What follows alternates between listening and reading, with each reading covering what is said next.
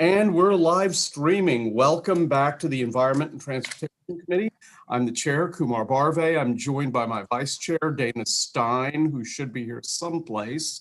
And it is March 31st, and we welcome to the committee Chairman Pinsky of the EHEA Committee in the Senate. Senator, welcome to Environment and Transportation. And please proceed. I'm not going to time you. This is a big bill, so I'm not going to time you. Well, Mr. Chairman, you know, you've heard this bill. I know you had a hearing on the House version. I really wasn't sure that you wanted me to walk through the whole bill. I can give just an overview as to why it's here. I think that's probably a good thing, because we've got our friends from the Economic Matters Committee here. So broad overviews so that discussion would be great, Mr. Chairman. That's fine. Thank you. Thank you, Mr. Chairman. Members of the committee as well. Look, the bill does two things. It sets some 30,000-foot goals of major reduction, 60% reduction by 2030.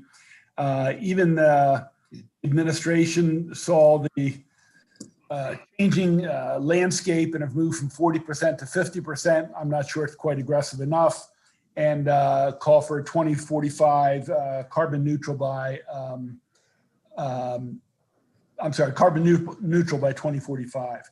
So it's got some general pieces to the bill, and then it has some concrete actions. Unfortunately, I don't think there's been much urgency in the administration. I've sat on the Climate Commission for a number of years. They've rejected more aggressive actions. So the other part of the bill calls for very specific things. Electrifying the state fleet. Look, if the state can't lead by example, then it should get out of the way. And it owns 4,000 cars.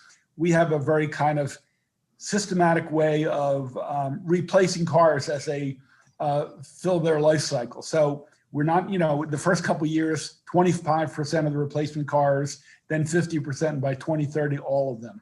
So the state can lead by example. We call for planting 5 million trees, and 10% of those in urban areas. We need a canopy in the urban areas. They've been denuded. And that's actually too for the committee is very well aware that we want to also clean up Chesapeake Bay. So while the trees absorb carbon dioxide, they also act as a filter to clean up the bay. So we get benefit for two options there. And again, 10% go in urban areas. We call for building code on very large buildings. Not every building. Some counties have had debates about saying any new house had to have solar. We don't do that. We just said those over 20 or 25,000 square feet, if they renovate or it's new construction, have to be more energy efficient. And we've seen the Empire State Building's done it. So if they can do it to the Empire State Building, there's no reason we can't do it to buildings here in Maryland.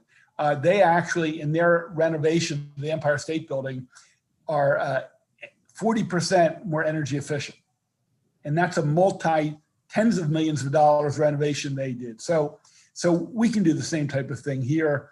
For ECM, I know has worked on this. We shift in power from 2.0 to gradually building 7.5. We talked with Pepco and other companies, and they felt it was reasonable. What else? There are a number of other elements in the bill. So we've tried to mix this broad goal and very concrete actions. You know, the IPCC Paris conference, and I don't want to get into esoteric things, they say that nations, we have to do at least 50% to keep it below 1.5 degrees centigrade. And the industrialized nations that contribute most of this, like the United States, need to get a 60% reduction. So that's what this calls for. I think we can do it. Some people say it's pushing the envelope. I've been criticized that it didn't go far enough. You know, we say that of the next 5 schools that are built by the 24 jurisdictions, one has to be carbon neutral and the others have to be solar ready. Now, some people said we should require all of them to have solar on the rooftops. Well, we said we want to pace ourselves on this. We actually set up a bank where if a local school system wants to borrow money to pay the upfront cost until they start making money, we put it in place. And I have to tell you, many of these initiatives will save money. In other words, it might cost some money to put up solar on the roof, but after 5 or 6 or 7 years, they're gonna be profit centers. So a lot of these steps that we call for, we think will not only help the environment, but will actually help the cost. The other two things, and I'll stop, Mr. Chairman. The Environmental Justice Commission has been moribund for years. It's been sad, it's been disappointing, nothing's happened there. So we include some very explicit charges to jumpstart them. We've had some promises from MDE, we're gonna rejuvenate it and we're gonna get it going. But we had to give them some charges to make sure they really are productive. And finally, the other part, a special commission, is the Just Transition Work Group. We think there's got to be a thoughtful conversation between government, the private sector, unions, as to how we're going to make this jump. It's not just conversion from coal. A lot of jobs over the next 10 or 15 years are going to be affected, and we've got to have a plan for that. You know, a lot of people have pitted the environmentalists against labor. I think we have to have a systematic conversation to begin that of the jobs that are lost, the jobs that are gained. How do we make that transition so someone is not out of work from an $80,000 job and have to take a $30,000 job and pay a mortgage and raise their family? So the other part of this is to have a Just Transition Work Group. So I'm going to leave it at that, except it's been brought to our attention by a number of people, Public Service Commission as well, and I know ECM is here, that there is a review and a study of Empower. Our move to go towards 2.75 does not stand in the way of that reevaluation and maybe even bolder action. And I know there's some amendments flying around to make that explicitly clear, and I have no problem with that. I know one of the environmental groups have come up with an amendment. I'm working on one, so I have no problem making it clear that this does not mean any kind of efforts to review, change, Empower should stop. So with that, Mr. Chairman, I'm happy to answer any questions. I hope it. Sure, Mr. Chairman, thank you very much for that presentation. Before I recognize questions from my committee, I just want to let you know that, I was very disappointed that a lot of environmental groups came to Montgomery County and lobbied against community solar.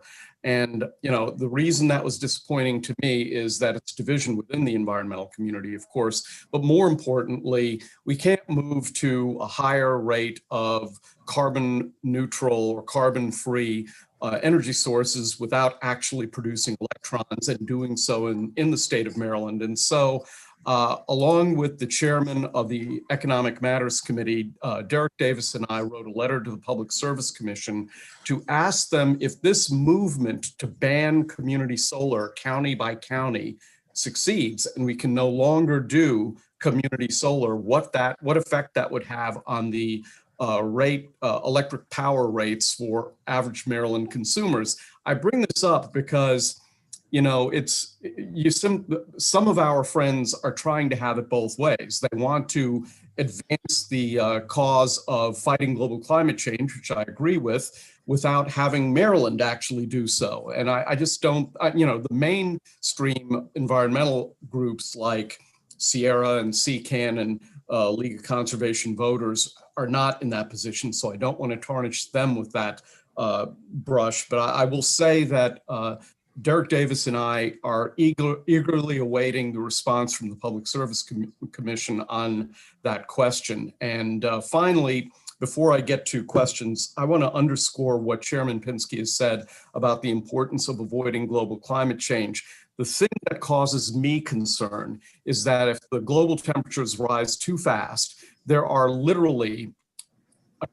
almost, by one estimate, 1 trillion metric tons of methane locked up in the permafrost in the Earth's surface. And if that gets all released into the atmosphere, that will truly be a point of no return that I'm not sure we have the technology to address. And so I agree with you, Mr. Chairman, that we have to do something here and now, and Maryland has to continue to be the tip of the spear with respect to these public policy changes. So with Mr. Chairman, just very briefly, sure. I'll tell you, I fully agree with you and Chairman Davis. I read the letter, and I know it was initiated by the two of you. I clearly would have signed on because I fully agree. Oh. I actually have a separate piece of legislation addressing the foot dragging from DNR and PPRP in approving projects. There's a long queue of solar projects that are being held up because of deference to the local jurisdictions.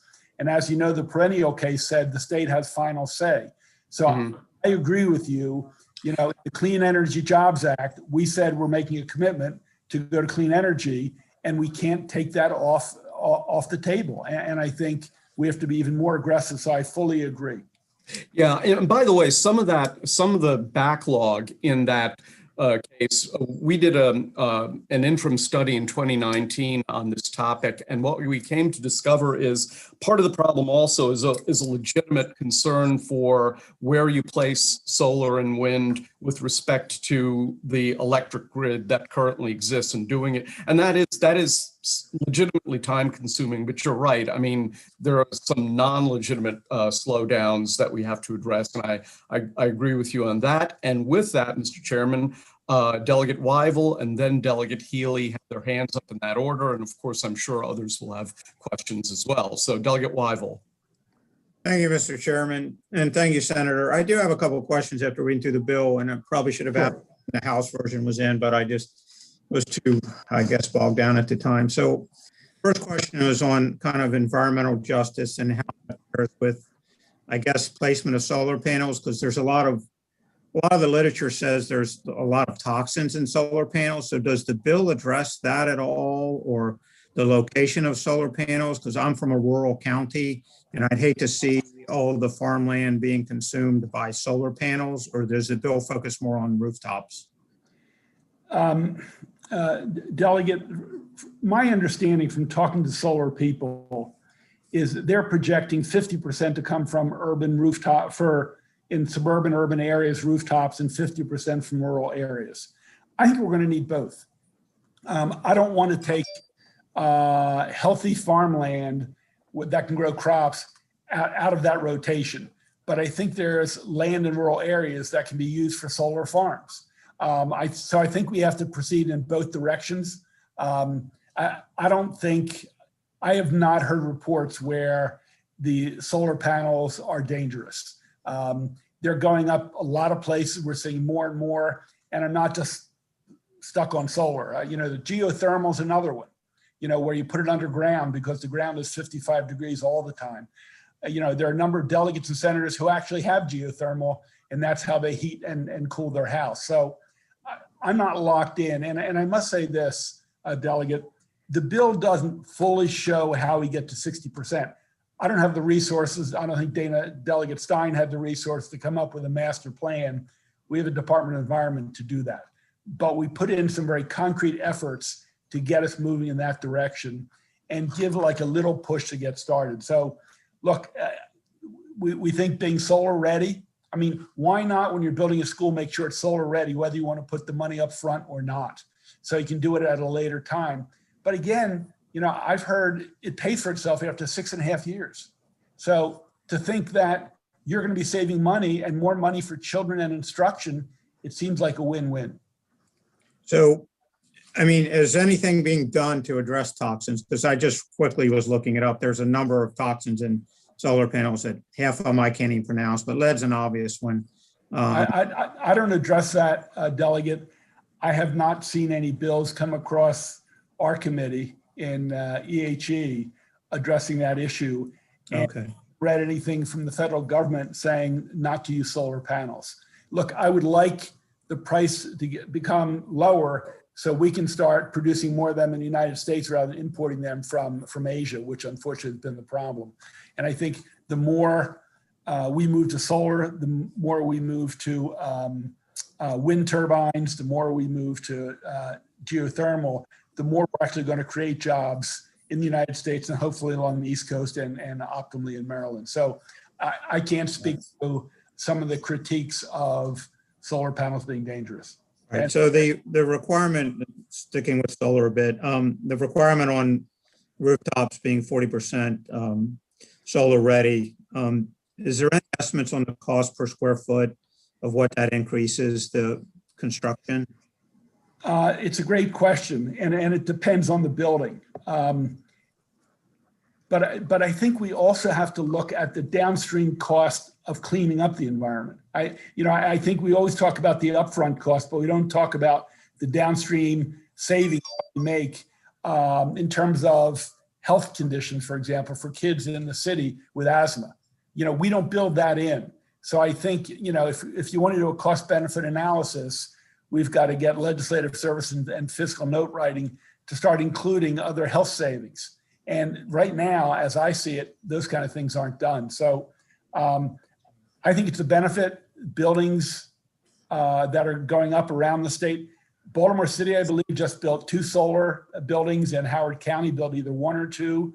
One was carbon neutral. And I think that's the wave of the future. And I think we should get on the early waves rather than be the last one and put our head in the sand. All right. Thank you.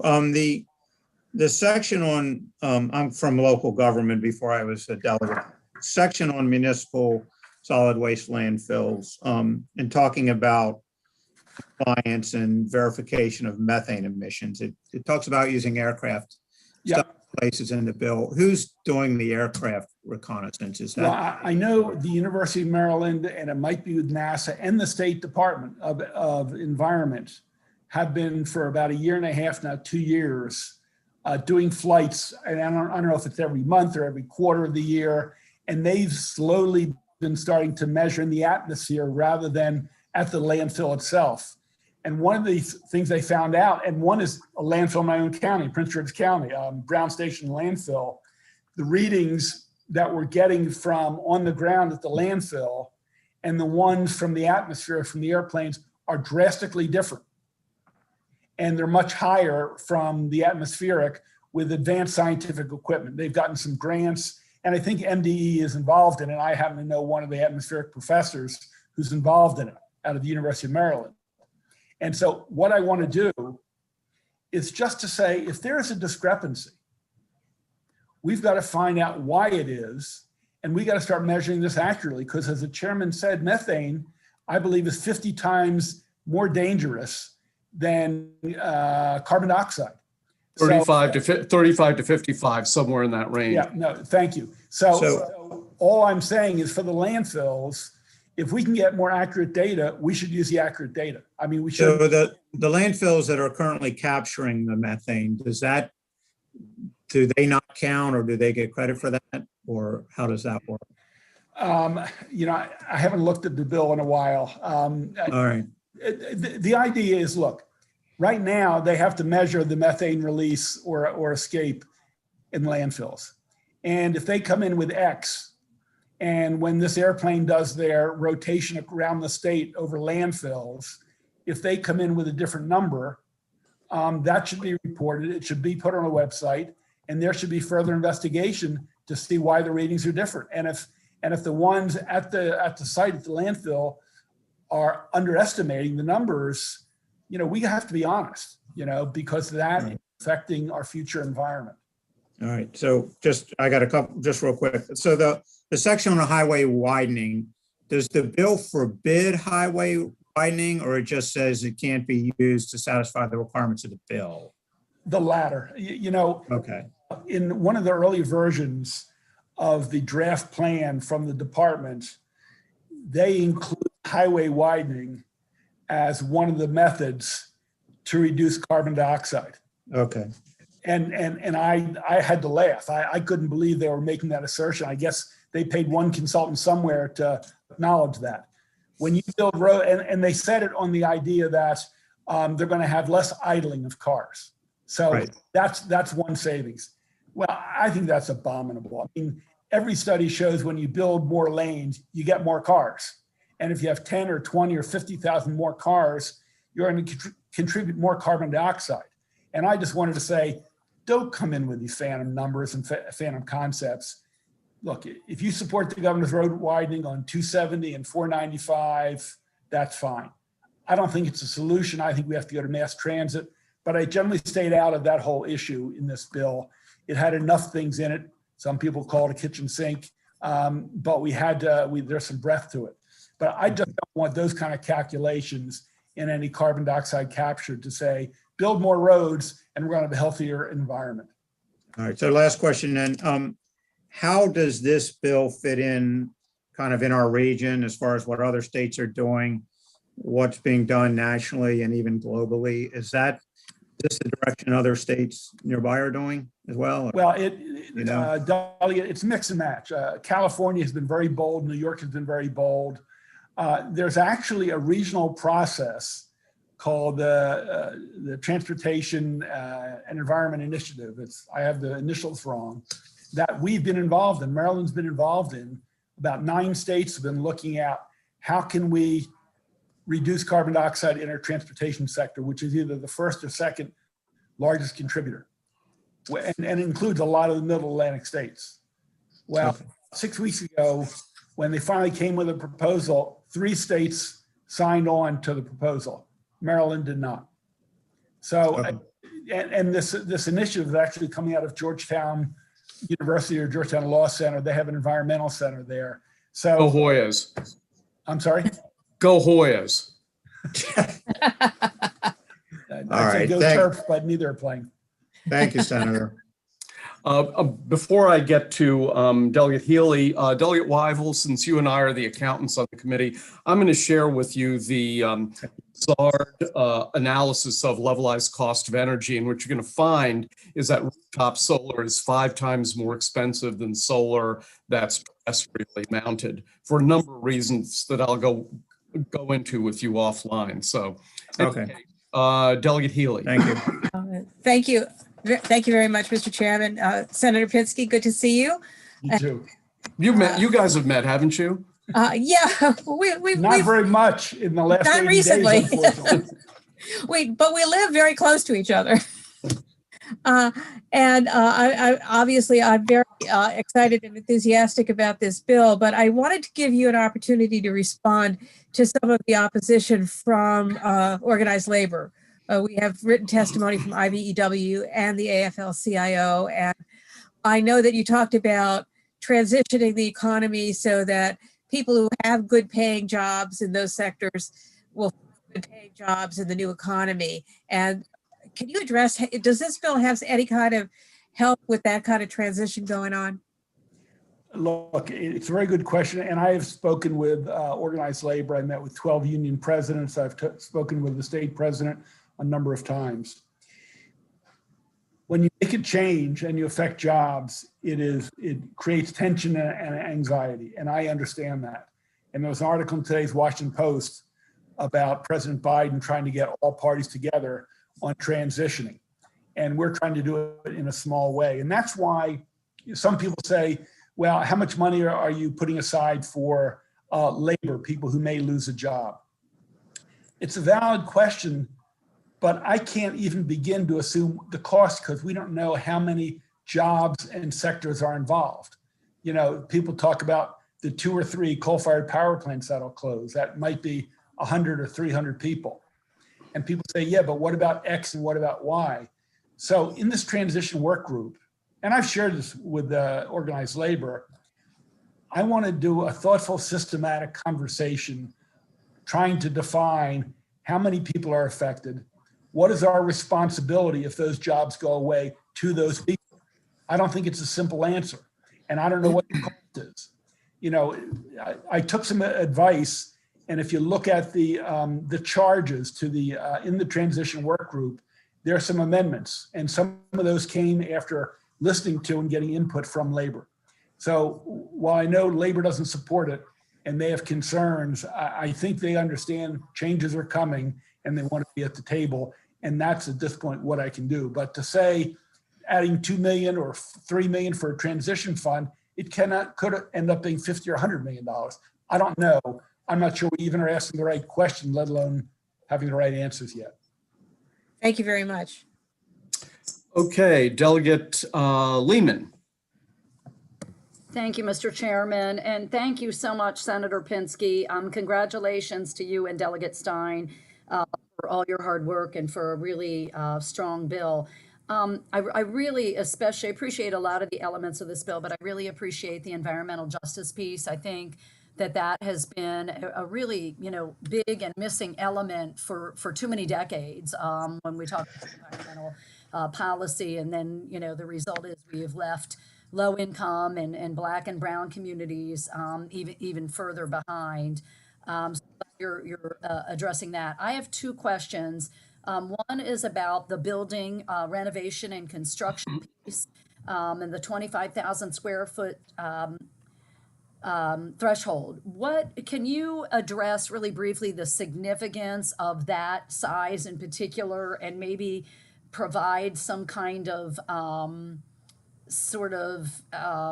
don't know, basis for, like, I'm not a spatial person. What does that look like roughly? Is that like the average size office building? What is that? How did you come up with 25,000? You know, we met with architects, we talked with architects. The question is, what is the threshold where we should put new laws into place? So I err on the high side, so we wouldn't be forcing it upon people. Some people said any new building that goes up, whether it's residential or commercial, should require X, Y, and Z, for example, instead of oil. And I didn't want to do that. I think it's a little premature. So we started with very large buildings. I think probably in hindsight, too large. I think we checked in Baltimore City, the number of buildings that were built of that size were less than 10 in the last 3 or 4 years. So we're talking very minimal, but I have to tell you, the building industry still opposed it. You know, and I can only tell you, there's a great article, the Washington Post and New York Times did an article about the greening of the Empire State Building. And some experts in environment went to the owners of the Empire State Building and said, look, if we can guarantee that you'll get your money out of this, you're going to be undergoing a very large renovation, multi-millions of dollars, maybe $100 million. If you can make sure you get your money out, we give you the best science, would you do it? And they did it. And they expect to get their return on the extra money they spent in 5 or 6 years, which is pretty fast. And it's a 40% reduction. And just to give you an example, they had to replace their elevators. So some science folks came to them and said, you know, if you replace your elevators this way, they can actually create energy to use in the building. And there are creative ideas like that. And that's what we want to capture. And someone said, you know, why did you come to me? Why did you come to the Empire State Building? And they said, because you're the Empire State Building. So it seems to me, if there's a building of 20,000 square feet, which is much, much, much smaller than Empire State Building, and they're doing a 10 or 20 or $30 million renovation, or it's a new construction, they can do this. And we say if they can't recapture their cost in 15 years, they get a waiver. So we're not being unreasonable here. Again, in hindsight, I wish we started with a smaller square footage. Okay, so is that to say, I know you want to be careful, you don't want anything to derail this bill. Would you be open to lowering the square footage? I would, but you'd have to make sure you have 71 votes in the House. Gotcha. Okay, just curious. Okay, so my second question, and thank you for that. I looked up, by the way, the square footage of the Empire State Building. It looks to me like it's 87,000 square feet. 187,000 square feet. Anyway, on school systems, appreciate you putting the language in there on school systems being solar ready. As you know very well from your career, school systems, because they are county-wide in Maryland, unlike surrounding states where districts are a lot smaller, school systems in Maryland can be very, very bureaucratic. They're very monolithic and bureaucratic, kind of slow to embrace change. Did you have very much upfront input from school systems on your school system provisions? Do you have any concerns about them being cooperative, assuming the bill passes? It's a very important question. I didn't have long discussions, but there was very little opposition. And I think there was little opposition, if any, because we set up a special fund that they could borrow from if they had upfront costs, and then they'd have to pay it back. And we didn't say every building had to have solar on the roof, because they might say, oh, instead of building 10 schools, we'll only be able to build 6 schools. So we wanted to lower the anxiety level. So we wanted this to be a reasonable bill, but we thought it was important that every school system. All 24 had at least one school to show, you know what, this can be done and we should do it in the future. And in fact, after however many years, 5 years, 8 years, we're actually making money because of it. And some schools use it part of their science curriculum. They use it to explain to kids the role of the sun and transforming energy.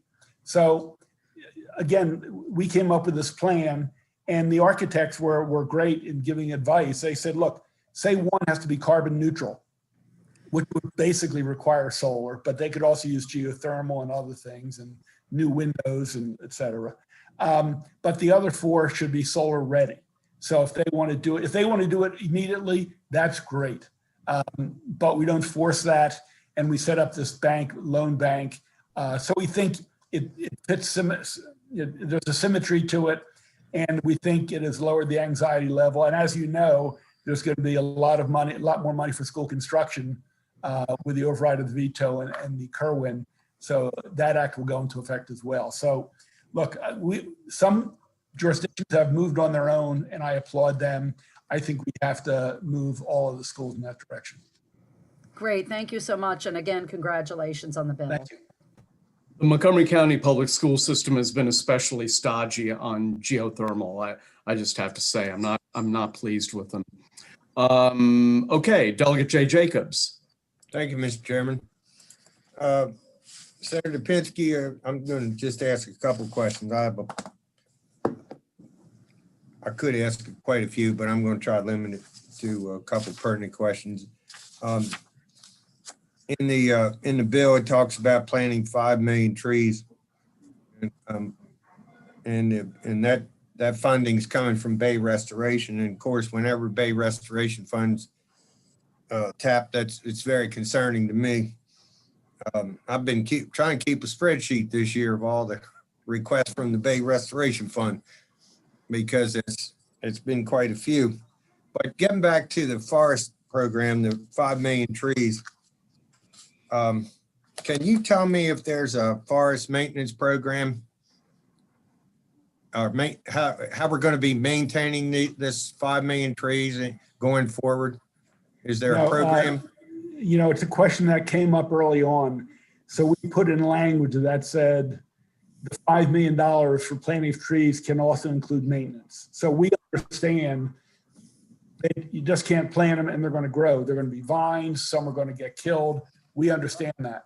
And we also encourage the local jurisdictions, whether they use the county government or contractors, to look at using local people, nonprofits, people in their communities, particularly those disadvantaged, to help do that maintenance. So we acknowledge it. We know all 5 million are probably not going to make it. We're going to build on programs that already exist. The Chesapeake Trust, Bay Trust already has some programs. We also have encouraged, I think we put in $1,000 per acre for a farmer that wants to put some of their acreage to this. So we want to have incentives for farmers to buy into this project. So we're going to build on what's already in place. We're not going to replace it. And we will allow maintenance to be used, some of the money to be used for maintenance. Do you know what type of maintenance? And what I'm getting at, when you plant 5 million trees, and under what I've read in the bill anyway, it's concerning. I don't want to see something happen in Maryland, like what happened in California, where, a lack of maintenance has caused the spread of potential fires, different parts of the state, that if these forests weren't maintained properly, that we could run into that potential problem. So, well, Delegate, look, this is spread over 9 years. And, I think there are going to be plenty of checkpoints if it's not working or we have to make some readjustments. So, look, maintenance is an issue. I didn't want to micromanage. It's a long enough bill, 55 pages or whatever it is, of detailing how that maintenance will be done. I trust DNR, the trust, and the other groups in the agricultural department to handle that. You got to go a long ways with trust, because when you read the fiscal summary, it doesn't put a price tag on it. So it's like, I was building somebody a house, I say, well, don't worry about what it costs. Just trust me, I'm going to build you a nice house. No. But there's a cap on the money. So my point was, if 2%, 5%, 15% have to go into maintenance, it's that much less that'll go into planting the trees. I mean, our goal is to do 5 million, but we make it very explicit. The money can be used for maintenance. So I think it's not an unlimited pot of money. Okay, well, anyhow, and my last question, Mr. Chairman, I don't want to take too much time. Sure, go ahead. In the solar, going back to solar a little bit, is it, 65 pages, and I may have missed a point where it talks something about, it may mention, and I don't know for sure, about solar recycling program. Is there any provision for solar recycling? No, I didn't touch that. I believe that has come up in legislation. I'm not sure what's currently on the books. As I said, Delegate, it's really expansive. And some people say it's soup to nuts, but apparently it doesn't do that because there are a few areas that are left out. So it doesn't get into solar recycling. It does not? It does not. Okay, because this if we need another bill, I'm happy to work with you on that. This bill speeds up, solar, and so if it doesn't address the solar program, so obviously my other question was. Well, Delegate, let me correct you. It doesn't speed it up. I mean, the Clean Energy Jobs Act that was passed a few years ago had a carve out of either 13 or 16%. Somebody can correct me. That's already on the books. Right. It was vetoed by the governor and then overridden, but this doesn't speed it up. It just says, how it should be used. If this gets us to the 13 or 15%, I'll be extremely happy, but this only begins to touch the edges of that goal. Right. So my follow-up to that was, and maybe you've already answered this, but how much was the solar industry actually putting into the recycling program? If there was one, but you're saying there's not one anyway. So nothing in the bill on that, Delegate. So at this point, that recycling will fall on the back of Maryland taxpayers under the way it's written now. I'm not sure of the question. The solar program, recycling program, if there's nothing in it now from the industry, then it would fall on taxpayers, basically. Well, or on the state, or on a policy yet to be decided by the legislature and the governor. I think it's an open question. I have not been, no one's approached me with a plan where there's consensus yet. So I think that chapter is yet to be written. All right, I'll leave it at that. Thank you very much.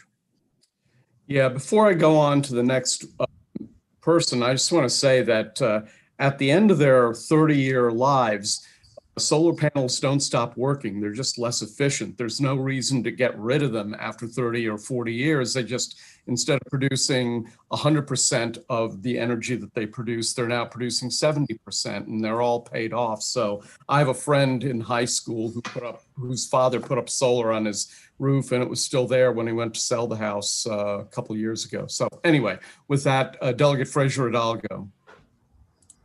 Thank you, Mr. Chair. And thank you, Senator, for bringing this bill before our committee. I won't hold the co-sponsor against you. I will do the best I can to promote your bill. So, you mean the cross file, right? The cross file. I'm sorry, the cross file. Thank you. So, Senator, a couple of quick questions. We were talking earlier and just talking now about the cost of solar panels and the cost of transitioning to renewables. And I wanted to kind of delve a little bit more deeply into the kind of apples to apples argument that you started to make. When we talk about the total cost or the cost of the externalities of burning fossil fuels, as opposed to renewables. So I just have a series of questions that I wanted to kind of ask you to either elaborate on or kind of just go yes or no's, if that's all right with you. Sure. Yeah, I think the Senate sponsor is more than happy to answer your softball questions. That's great. Thank you. Thank you. So when it comes to the total externalities, which is pretty much defined as the total costs. So you have the total costs of burning fossil fuels, and you have, let's say, the total cost of solar in general. Does the total cost, when you put solar panels up, does that include the total cost of, let's say, the public health issues when it comes to advanced heart disease or asthma in kids? It's my understanding that legislative services and most economic forecasting has not including the, I hate to call it a downstream savings of the implications of either better health or money spent to clean up the environment. So I think that's been lacking, whether it's fossil fuels or clean energy. So in other words, when I say that if a school puts on a roof, a solar roof, and they have to put out X thousands of dollars, and it takes 7 years to return it, that's on the simple cost of that. It doesn't build in any health savings or any lack of investment for cleanup later on. So I think in terms of apples to apples, so far most of the models don't include those other externalities which either benefit or harm society. Okay, so that's on the public health aspect. What about when it comes to, some of the things that we've dealt with a lot in this committee over the years, as far as stormwater management? As you're aware, we're getting more violent storms now than ever. We've actually run out of names for hurricanes. When you take into does this include the total externalities or costs when you consider stormwater management issues, when you consider what comes over the Conowingo Dam, when you consider all of the issues, cars being washed away, people dying because of the extreme weather conditions, what happened in Ellicott City twice, the 100-year storm that happened twice in 3 years? No, I last year, the year before, Baltimore and Annapolis were in the top 5 cities in the country that had sunny day flooding, meaning it was not a storm. And each day there's flooding, they're not doing business. It comes to an economic standstill. So they are losses of revenue. And I wish I had the economic modeling and 12 economists working for me to be able to calculate that. But again, I think the answer is, in my model and in MDE, they don't calculate the loss of revenue and the effects on society economically and personally when you have severe storms. And you're absolutely right. The number of storms is increasing every year. And that has a major cost, not just if a hurricane hits your house and there's flooding, but it has lots of other implications as well. So I think we have to move as a state and as a society to start building in those costs and benefits. And I think to date, we really haven't done that. Right. So do you recall, I think it was 3 years ago, where we had an emergency appropriation of $1 million to help the city of Annapolis deal with flooding? I don't remember it, but given what we've experienced here, I'm not surprised. And if that's an emergency appropriation by the state, who's actually paying for that? Would that be the Maryland state taxpayer that's actually paying for it? That would be my understanding. Okay, so the fossil fuel companies aren't paying for it, just the Maryland state taxpayers paying for that. Just saying. Okay. And then, do you know how many miles of coastal land that we have in the state of Maryland, and as far as the Chesapeake Bay is concerned? I used to have that figure. It's a little over 3,100 miles. Okay. And so I guess, would it be fair to say that Maryland is more susceptible to sea level rise and stormwater management issues than probably any other state, with maybe the exception of Louisiana? Yeah, I think the last calculation I saw, we were among the top 3, Florida, Louisiana, and Maryland, in terms of danger because of sea level rise, both the bay and the coastal and the inland bays. And, Florida, Miami Beach, they're trying to figure out whether just to raise the whole city. There are parts of the Everglades that are getting further underwater, and not to be too global, there are actually islands in the Pacific that are disappearing, and even in our own bay. So it's because it's not only sea level rise, the land also sinks. And we haven't even talked about saltwater intrusion, some of our farming friends are losing cropland because it's too salty and the crops won't grow. So the implications are just astounding. And I think we could probably spend hours talking about the many implications. Right. And as far as Maryland is concerned, because we work so heavily with our watermen when it comes to oysters and when it comes to crabs, do you think that the total cost in any way is borne by let's say the oyster folks that are down to less than 1.7% of their normal oyster yield? Well, there's clearly a cost and not a benefit. You know, a lot of the industries are being crushed by this. They really are. Okay. And then the last piece, would it surprise you to know, and I think the chairman did talk about this a little bit, that solar panels at year 30 are approximately still 80% efficient. That means they're producing at least 80% of their original electric yields at age 30, and some of them are continuing to produce electricity, as the chairman said, up until 50 and 60 and 70 years. I wish that were true with the human body as we age, to maintain 80% of our energy flow. But that's another story. So know that.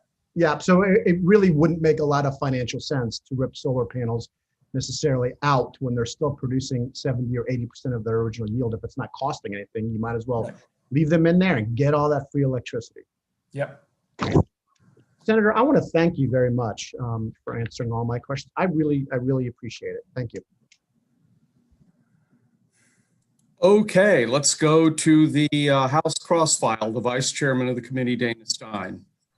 Thank you, Mr. Chairman. And Chair Pinsky, I want to start up by thanking you for your leadership on climate issues, especially this legislation and so many other environmental issues through the years. And but again, especially on this very comprehensive legislation. One question I have goes to the zero emissions vehicle provisions of the bill, which of course are, in the bill that I've cross-filed. I know that during the discussion on this section, there were some questions that have been raised about, well, what if there's, some bus functions or passenger vehicle functions for which zero emission vehicle really just doesn't cut it, doesn't have the capability. And I know that you addressed this on the Senate side. So I was just wondering if you could explain how you make some carve-outs for those situations where maybe a zero emission vehicle wasn't as functional as what was needed. It's a great question. And I think in both categories, we have carve-outs. One of the senators, I think from Anne Arundel County, talked about for buses, and MDOT came in with an amendment we thought was reasonable. We accepted that amendment. There's been some discussion in terms of the light duty fleet, passenger cars versus other light duty, like vans. And there were some concerns, and some of the, like in the DC area, the WMATA that go to pick up people at their homes, and they're mid-size, and do they have replacement or comparable in terms of electric? So I think we included waivers. I don't believe we're being overly rigid here. Clearly, there's already been discussion on the national level of going fully electric by General Motors and Ford by 2035, I think the date is. So there are passenger electric vehicles. If there's a route for the Department of Agriculture where they're going to be on the road for more miles, then they can get charged. We have waivers for that. But clearly, there are a lot of daily rides that are being used by DNR, Ag, Department of Health, and there's absolutely no reason they can't become electric. The goal in the climate action plan from the department, I think, expects 375,000 electric vehicles.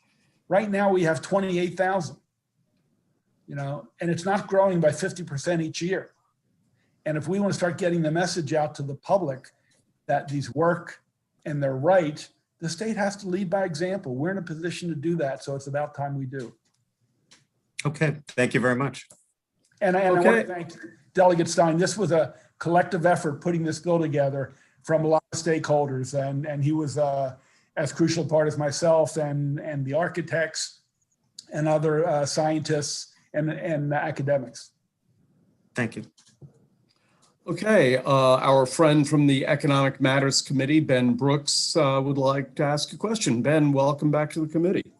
Thank you, Mr. Chair, and thanks, Chairman Penske.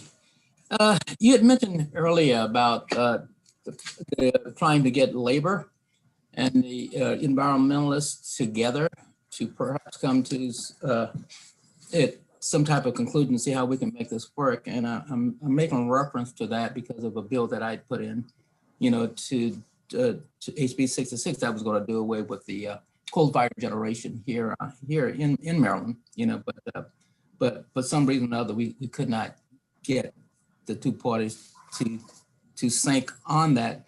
And in that bill that we had planned to provide some funding for that transition, because as we all know, coal is the dirtiest fuel that we could use. And we were trying to get about 39 million for that transition. In 2023, it's going to be like 10 million coming from SEEP, and then 2024, 14.5, and 2025, 14.5. So that would have gotten us that 39 mil for that. Yeah.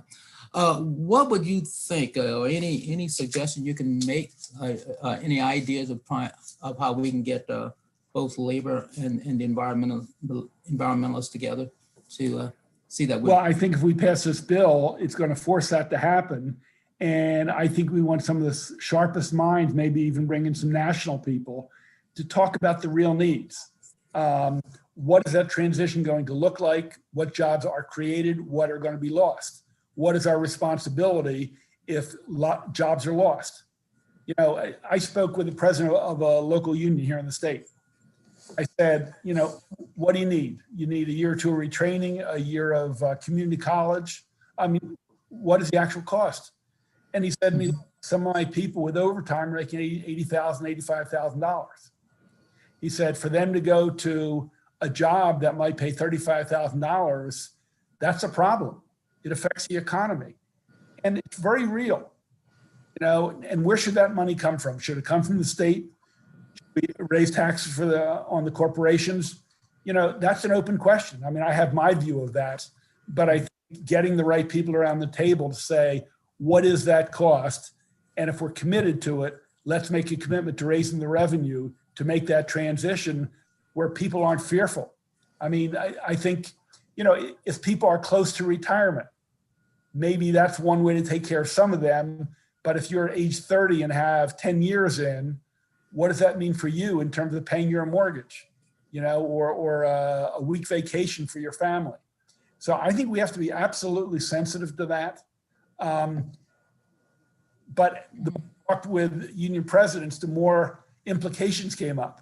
And at what point do you say this sector is affected or not? Well, where do you draw the lines in terms of I've been affected by the change in environment or energy?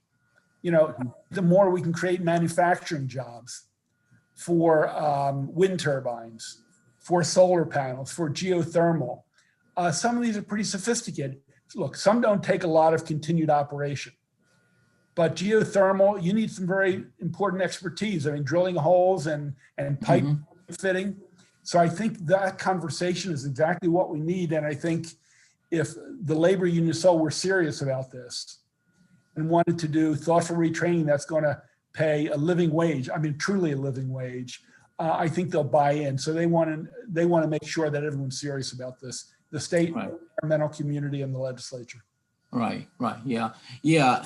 And here again, I from when I looked at the numbers, what we were getting in from SEEF, when you factor in that, you're going to have to perhaps try to offer something to those particular counties or who are going to be losing tax revenue because of retirement of those plants. That was going to impact them as well. So I didn't think that we could make everybody whole, but at the same time, here again, it is a transition, and we were coming up with a date certain to plan for, and here again, that would give us time to plan, because right now, seemed like, well, the companies have already, Genon and Talon has already decided they're going to close, then it's a cliffhanger. The workers might fall right off a cliff, as opposed to transitioning to something that perhaps, they could plan for and then mitigate some of the possible, consequences that one would experience from that. So, all right, thanks, sir. Appreciate the bill. Thank you. Sure. Last bite. Okay, and David Fraser Hidalgo has another question. Thank you, Mr. Chairman. I'll be quick, I promise. Thank you for the last bite. For a second bite of the apple, Senator, one last piece that I didn't get to mention or talk to you about or ask questions about, and that is when we talk about the economic development. And I know you're talking a lot about economic development in this bill, and the idea of transitioning where we spend money and how we spend money so we can develop our own economy, which I think is a really big piece of this bill, is it not?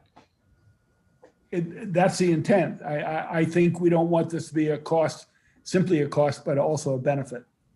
So I guess when we talk about economic development and having economic development here in the state of Maryland, I know that our friends on Economic Matters are aware of this, but I'm not sure the members of the Environment and Transportation members know this. But as Marylanders, we send about $16 billion to our neighboring states to buy electricity. Isn't that so? Yeah, I don't know the number. They may know on ECM. I don't have that figure. We're a net importer of electrical energy. Yeah. Yes. So essentially what we're doing is we're taking Maryland residents, Maryland tax dollars, Maryland dollars, and we're exporting $16 billion of that every single year to buy dirty fossil fuels from our neighbors, who are then burning those fossil fuels, giving us the electricity from those fossil fuels, and then allowing all those carbon emissions and pollution to drift right back over into the state of Maryland. That's one of those "isn't that so" questions. Well, the reason I say all this, Senator, if you bear with me, is because when we talk about the economic development piece of this, the economic development piece of this for your bill and Delegate Stein's bill seems to be pretty simple. Let's keep Maryland dollars in Maryland. Let's develop Maryland jobs. And let's not give away $16 billion a year to other states so they can just pollute our own state. It seems like a no-brainer to me. Yeah, I got to agree, David. And unfortunately, we keep taking energy out of tier one year after year after year. And we have to become net importers. I'm sorry. Who's speaking? I'm sorry. Oh, I'm sorry. Delegate Howard from ECM. Okay, I'm sorry. I'll tell you what, why don't you put your hand up and I'll... Oh, I thought I did. I'm sorry. No. All right, I'm finished, Senator. I just wanted to say thank you and just kind of put that when we talk about economic development, make sure we're taking into consideration the entire pie. Thank you so much. Okay, let's go next to Delegate Clark, and then Delegate Otto, and Delegate Howard needs to put up his hand so I can call on him. Thank you, Mr. Chairman. Senator, I haven't had an opportunity to read the whole bill yet. But I was wondering, is there any reference into your bill that has to do with nuclear power, which is the biggest of all power? I don't believe it does. Obviously, that is a controversial energy source. There really haven't been any new nuclear power plants. I know the governor in his CARES bill, his environmental CARES bill, talks about small modular nuclear reactors. I call them neighborhood nukes. I'm not sure how many folks would like a nuclear reactor in their backyard or in their community. Look, it's being discussed by some people. I do not recommend it nor prohibit it.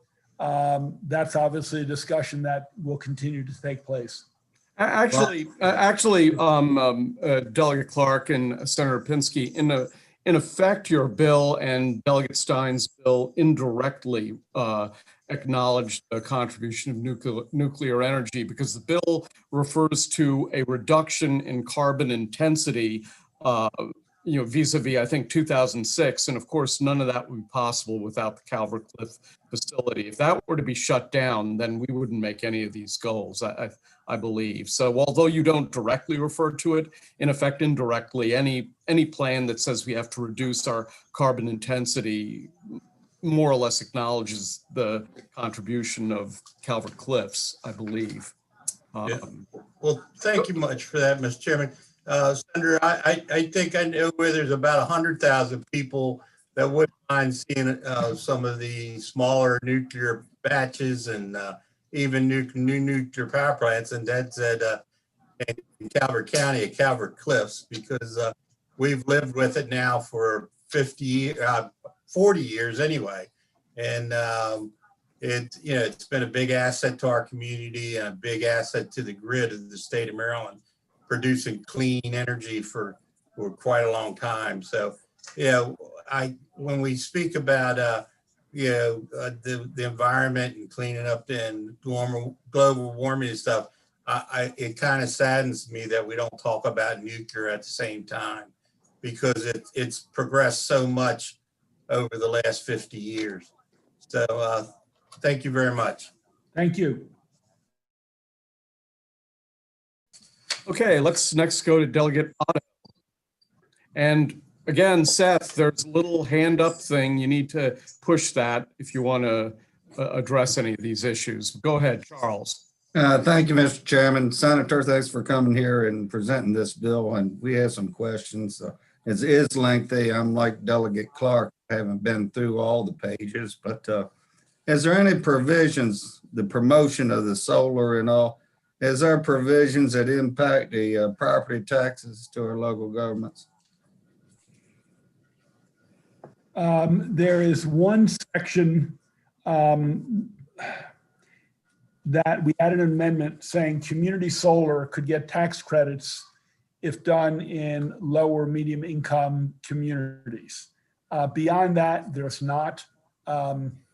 But obviously it's in your purview, and if you want to offer some amendments, you have the, obviously. Well, it concerns me. I have a substantial industrial production of solar energy in my county, and that's the only means of revenue for our county under the personal property taxes, the only tax we're able to get out of them. And I thought I saw a provision in the bill that would exempt this solar production from personal property taxes. Is that for new solar?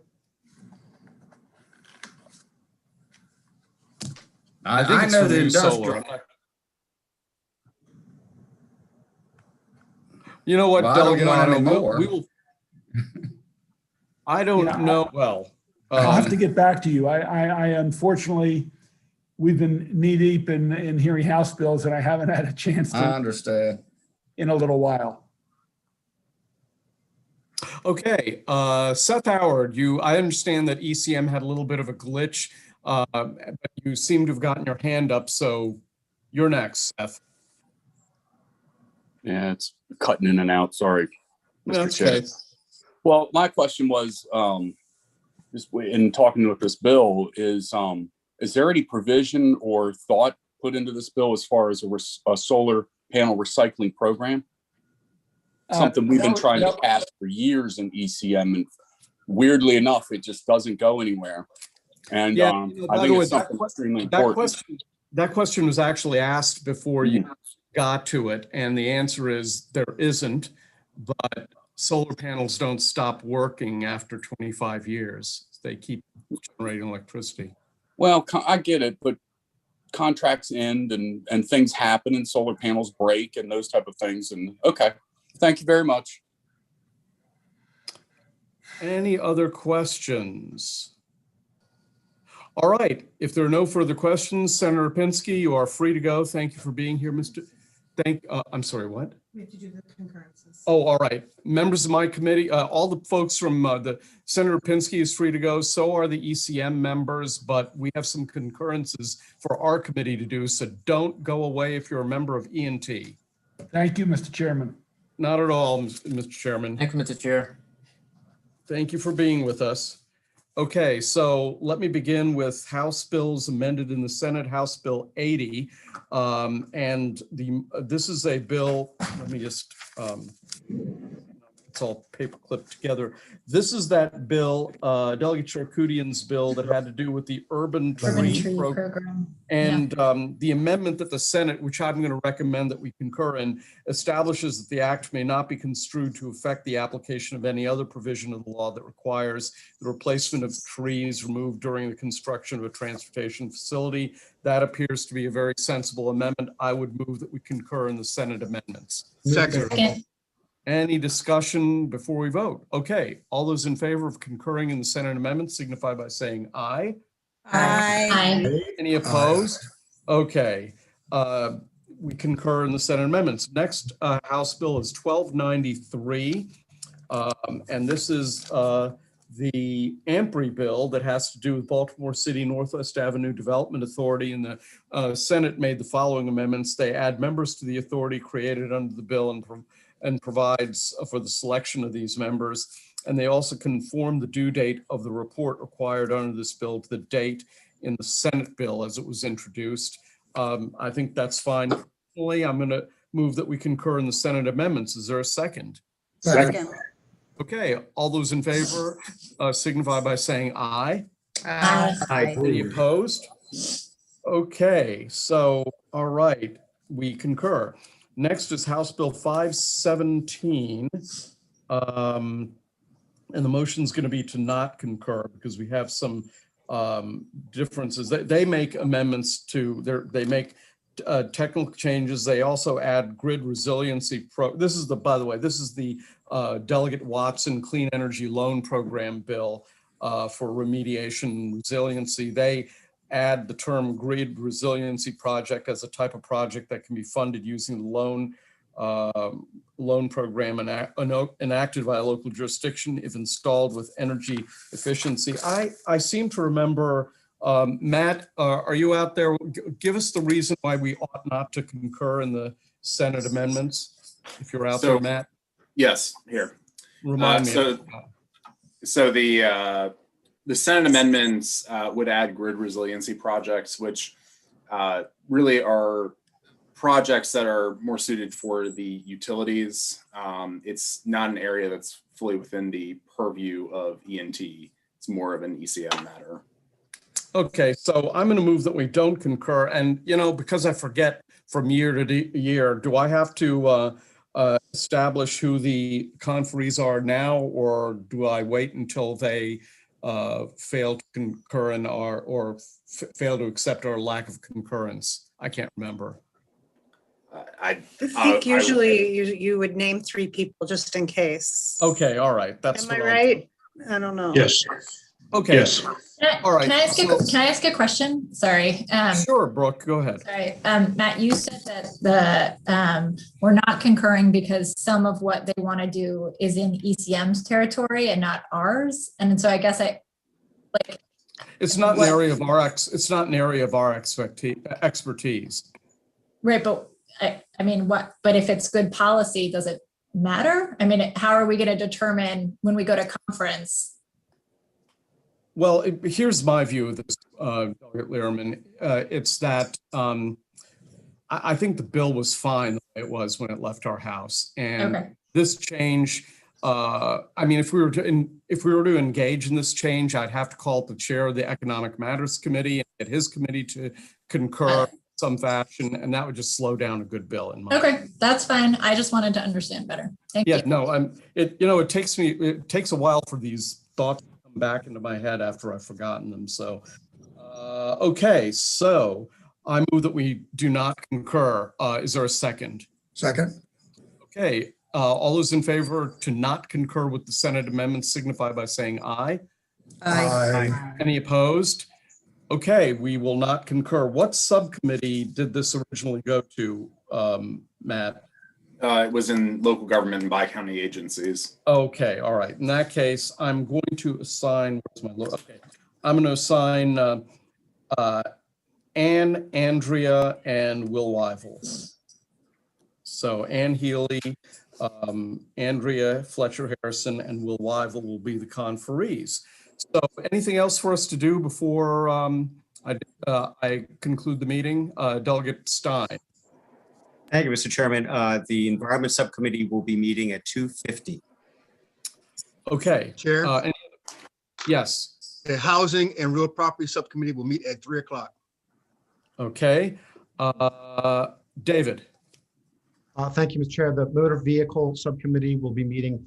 The earliest would be Friday, and we'll let you know if that happens. If it's not Friday, it would likely be Monday. Thank you. Okay. Anyone else? Jerry, what? Sorry. Yeah. Brooke, go ahead.